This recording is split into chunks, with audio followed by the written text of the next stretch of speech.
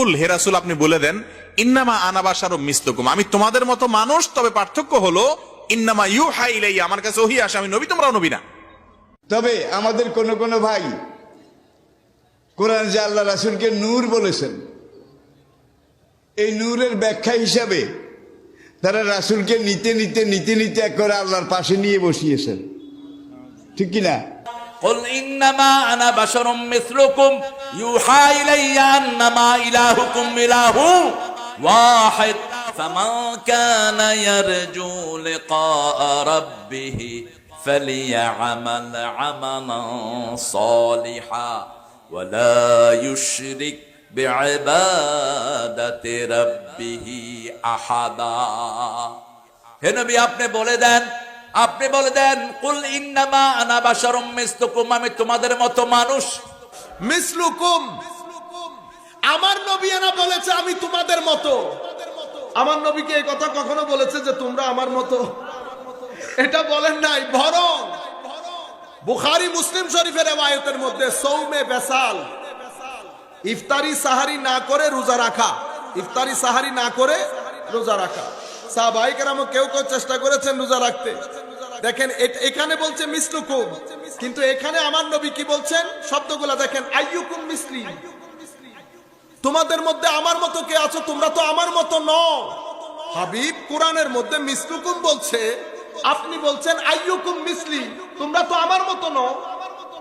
Second, ইন্নী লাস্তু মিসলাকুম, আমি তোমাদের মতো নই।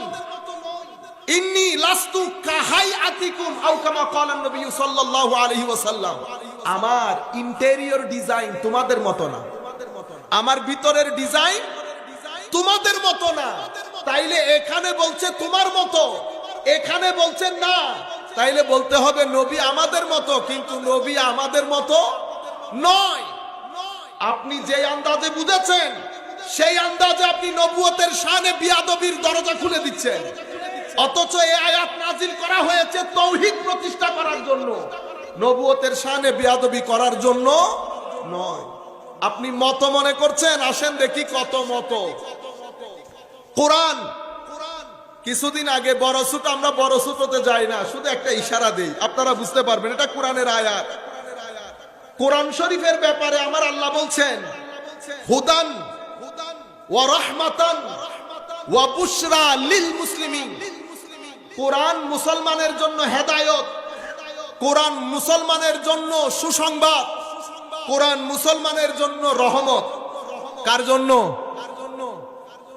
তো কোরআন রহমত মুসলমানের জন্য, নবী রহমত কার জন্য? পুরা সৃষ্টি জগতের জন্য। এবার কে বড় কে ছোট সেটা আপনাদের উপর ছেড়ে দিয়েছি। আল্লাহ বলছেন হুদান ওয়া বুশরা ওয়া রাহমাতান লিল মুসলিমিন।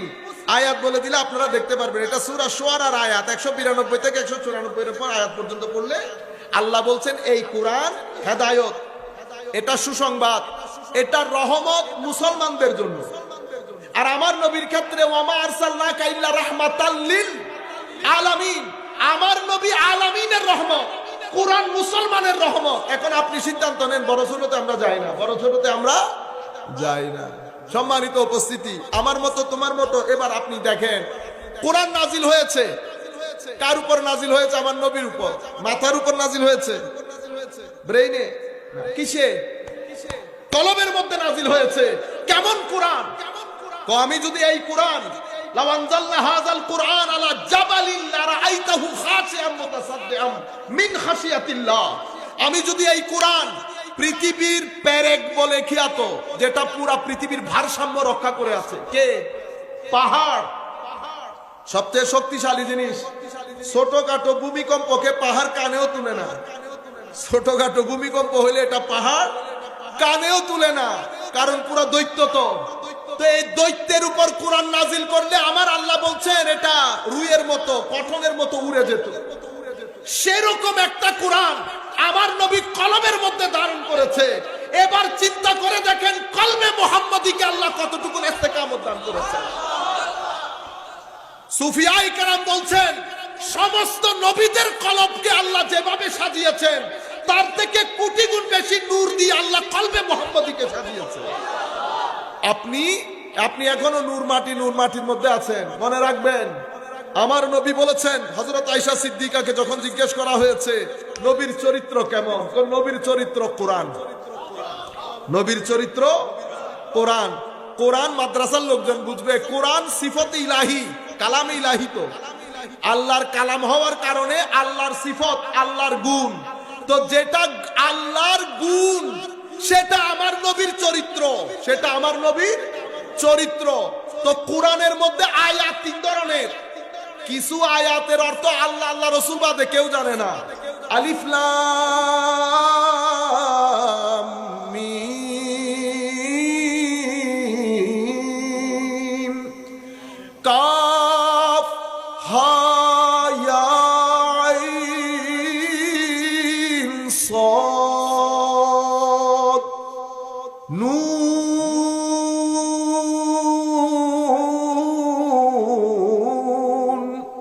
কফ আলিফ লাম র। শুধু আপনি পড়েন, পৃথিবী পড়ছে। হযরতে আবু বকর সিদ্দিক পড়েছেন, ফারুক আজম পড়েছেন, উসমানে গনি পড়েছেন। কেউ এই রব এবং দবদবার কারণে ইলমে মুহাম্মাদের এই সমুদ্রের মধ্যে কেউ ঢোকার সাহস করে না। সবাই চুপচাপ পড়ে গেছে। আয়াত শব্দের অর্থ কি? আল্লাহ জানে, আল্লাহ রাসূল জানে, আল্লাহ জানে, আল্লাহ রাসূল জানে। কিছু আয়াতকে আমরা মুহকামাত বলি। কি বলি? মুহকামাত। আয়াত অর্থের দিক থেকে স্পষ্ট, না অ্যাড করতে পারবেন, না সুপারসিড করতে পারবেন, না মাস্টারি করতে পারবেন, না ইন্টারপ্রেট, না এক্সপ্লিকেট, না এক্সপ্লেইন, না ইলুসিডেট। আপনি কোনো কিছুই করতে পারবেন না। এগুলো অর্থের দিক থেকে এক অর্থ, অর্থের দিক থেকে স্পষ্ট, কোনো পরিবর্তন হবে না, কোনো ব্যাখ্যা হবে না। মুহকামাত, আল্লাহ বলেছেন হুন্না উম্মুল কিতাব। এগুলার অর্থ সবাই জানে, এগুলার অর্থ সবাই জানে, কোনো মত পার্থক্য নাই। সবাই মানে আমাদের কথা বলতেছি না, ইমামদের কথা বলতেছি। আমরা কি কথা বলতে পারবো এখানে? আচ্ছা, এরপরে মুতাশাবিহাত ওয়া উখারু মুতাশাবিহাত। কিছু আছে মুতাশাবিহাত, এটার অর্থ কে জানে? এটার অর্থ আল্লাহ জানে, রাসূলও জানে। রুসুখ ফিল ইলম, যাদেরকে আমার আল্লাহ তাফাক্কুহ ফিদ্দীন দান করেছেন, হুজুর আল্লামা হাশমি সাহেবদের মতো যারা উলামায়ে রব্বানি, ওনারা জানেন, ওনারা জানেন। কেন? কারণ ওনারা শুধু কিতাবের জ্ঞানে জ্ঞানী না। একটা কিতাবের জ্ঞান আর একটা সিনার জ্ঞান, যেটা সিজদার মাধ্যমে আল্লাহ বান্দাই মুমিনের সিনার ভিতরে আল্লাহ নিজে ঢেলে দেন। এটাকে ইলমে লদুন্নি বলে। ইলমে লদুন্নির মধ্যে ফেরেশতারও কোনো মাধ্যম থাকে না। কাশফ এবং ইলহামের জ্ঞানের মধ্যে ফেরেশতা মাঝখানে থাকে। কিন্তু ইলমে লদুন্নি যখন হয়, তো এটা আমার আল্লাহ নিজে মুমিনে হকের সিনার ভিতরে ঢেলে দেন। এই ধরনের জ্ঞান যাদের আছে তারা জানে এই আয়াতের অর্থ কি। তাইলে আয়াত কয় ধরনের পাইলেন?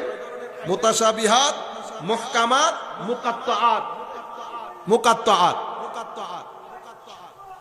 সালাতুন ইয়া রাসূলুল্লাহ আলাইকুম সালামুন ইয়া হাবিবাল্লাহ আলাইকুম। তাইলে আয়াত তিন ধরনের হলো। আমার নবীর চরিত্র হচ্ছে কোরআন। আমার নবীর চরিত্র যেহেতু কোরআন, কোরআনের আয়াত যেহেতু তিন ধরনের, আমার নবীর শানও তিন ধরনের। নবীর শানও তিন ধরনের।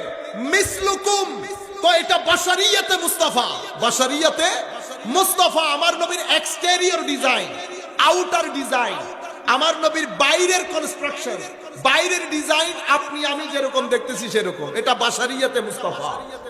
আমার নবীর আরেকটা শান নূরানিয়তে মুস্তাফা। আমার নবীর আরেক শান হাকিকতে মুস্তাফা। আমি একেবারে গভীর চিন্তা ছিল আমার। আমি মেরাজ আমার বুঝে আসতেছিল না তিন ধাপে কেন হলো। একবার মসজিদে হারাম থেকে আকসা, আবার আকসা থেকে সিদরাতুল মুনতাহা, অতঃপর ওখান থেকে ফাকানা কাবা কাউসাইনি আও আদনা।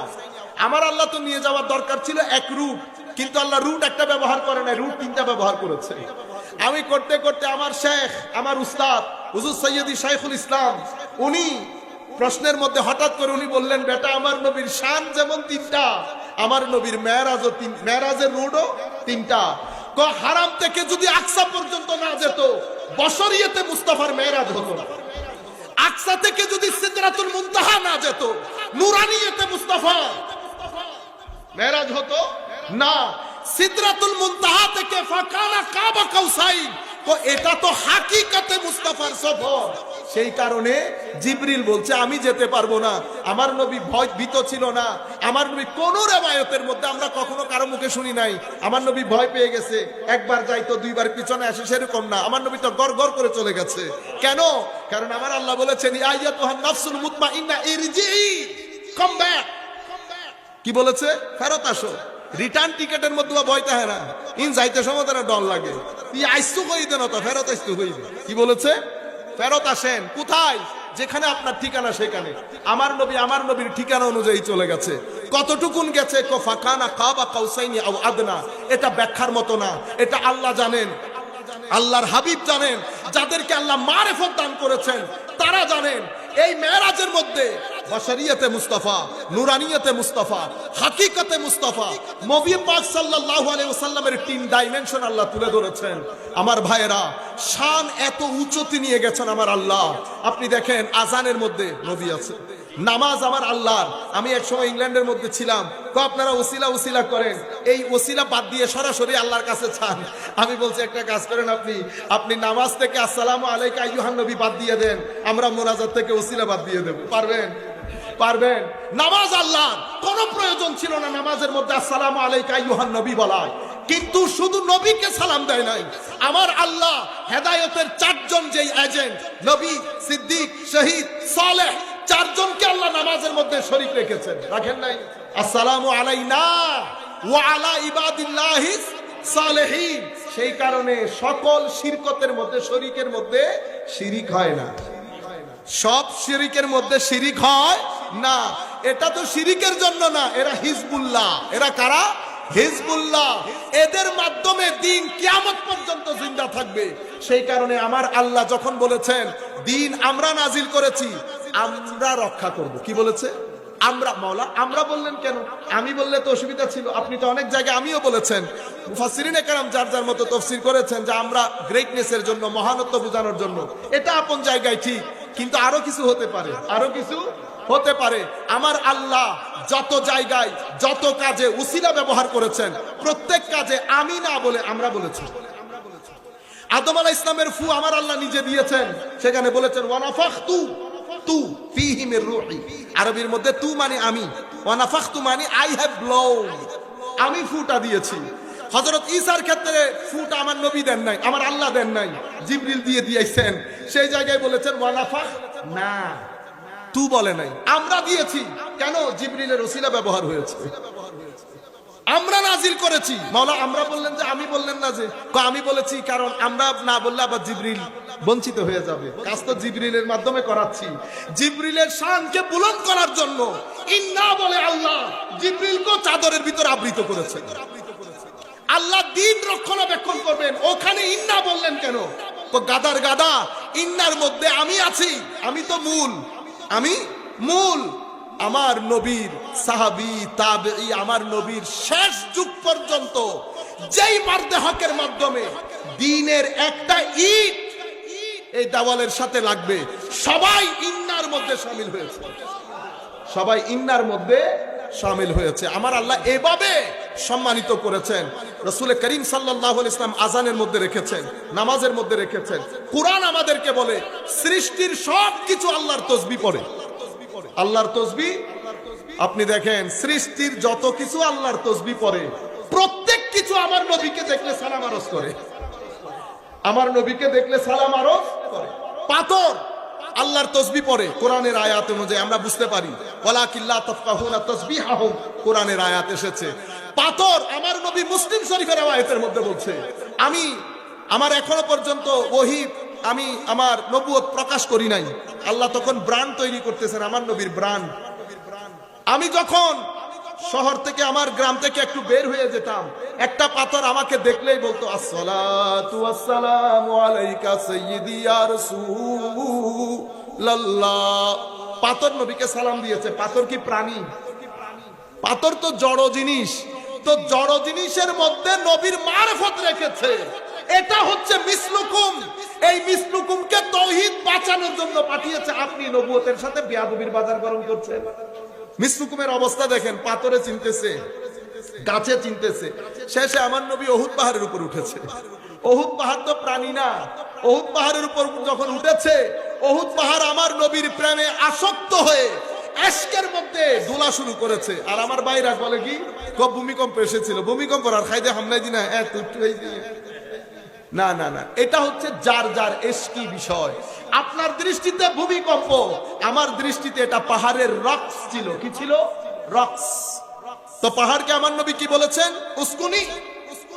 পা দিয়ে, পা মুবারক দিয়ে একটু হালকা করে আঘাত করে বলছে, পাহাড় হয়েছে তো। আহা, হয়েছে তো। বুঝতেছেন না? আমরা যেভাবে বলি, পায়ে ধরে সালাম করিও না, হয়েছে তো। তোমার উপর নবী, তোমার উপর সিদ্দিক, তোমার উপর দুইজন শহীদ। পাহাড় স্থির হয়ে গেছে না? তো পাহাড়ের ভিতরে মারেফত না থাকলে, মহব্বত না থাকলে পাহাড় আমার নবীর পায়ের আঘাত বুঝতে পেরেছে। এটা হচ্ছে মিসলুকুমের অবস্থা। এটা মিসলুকুমের এই শান ও মান দেখে আপনি না আবার আল্লাহ আল্লাহ বলা শুরু করেন। তো তৌহিদ বাঁচানোর জন্য মিসলুকুম নাজিল হয়েছে। নতুবা তারা তো বলতো ক্বালু মা আনতুম ইল্লা বাশারু মিসলুনা, আপনি তো আমাদের মতো মানুষ, এটা তো তারা বলতো।